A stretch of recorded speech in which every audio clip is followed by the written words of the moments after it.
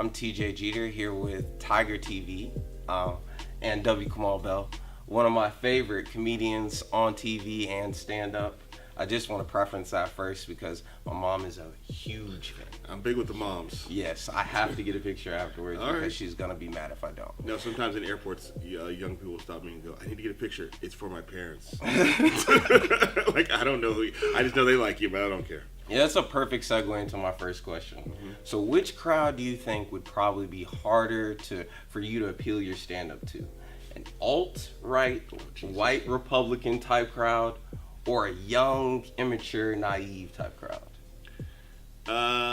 Young, immature, and naive. I think the young, immature, and naive. With the alt-right, I know the language they speak. They think they know the language I speak. There's like a tension in the air that I'm not saying I want to book that gig. I've actually turned that gig down on a couple of occasions. But yeah, I think that we're sort of talking in a similar space, not the same space. So, conservative crowds actually can laugh a lot sometimes because they don't actually take this stuff as seriously.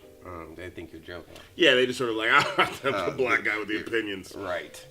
And also, a great segue into my next question. You're making this very easy for me. Do what I can.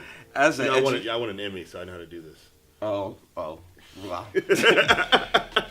Slight flex. Yeah. As an educated, opinionated black man, which I also see myself to be. Oh, I thought you were saying yourself. You think me? Oh, yes. I was talking about you. Right. But also me. How do you present your brand to majority white executives? I've always wondered that.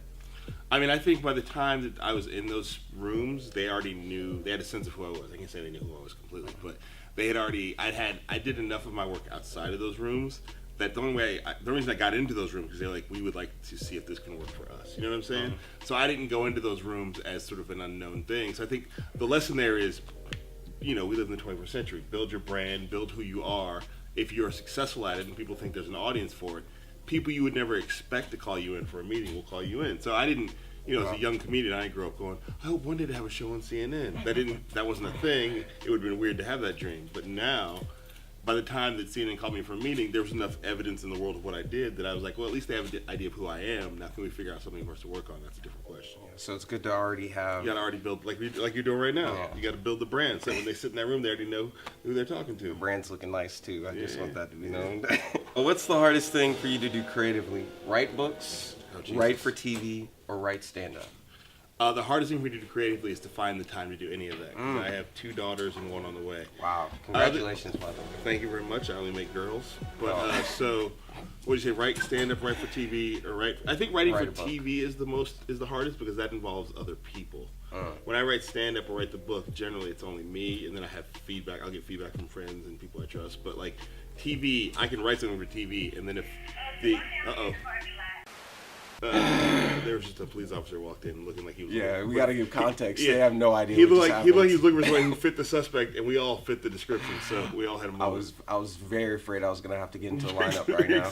So writing for TV, I can write something, but if the producers say that doesn't actually work or doesn't make sense or we cut that part out, I have to adjust to other people. Which, as an only child, I don't like to do that. Yeah, I'm an only child as well. I understand that completely. We run the world, but yeah, we do.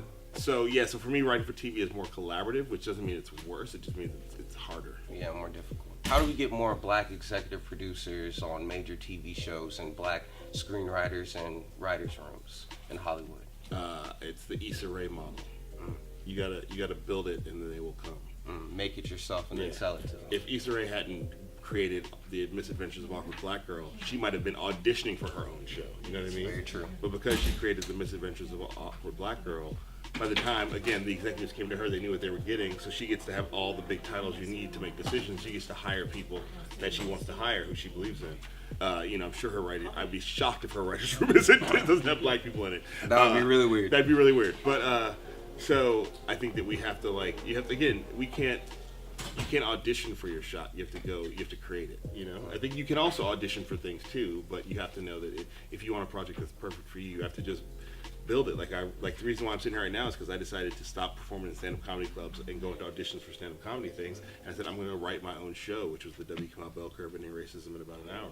And that show led me to Chris Rock, led me to my first TV gig, led me to here, led me to sitting right here with you.